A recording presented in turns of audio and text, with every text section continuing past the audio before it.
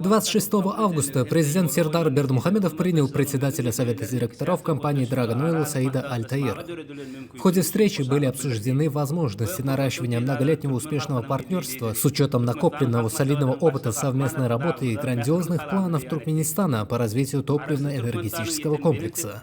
В числе первоочередных задач, стоящих перед этой ключевой отраслью национальной экономики, увеличение объемов добычи и переработки нефти и газа, а также экспорта туркменских энергоносителей и готовой нефти и газохимической продукции. Учитывая созданные в Туркменистане благоприятные условия для зарубежного бизнеса, президент Сердар Бердмухамедов констатировал наличие хороших перспектив для расширения традиционного сотрудничества и готовность туркменской стороны рассмотреть конкретные предложения компании.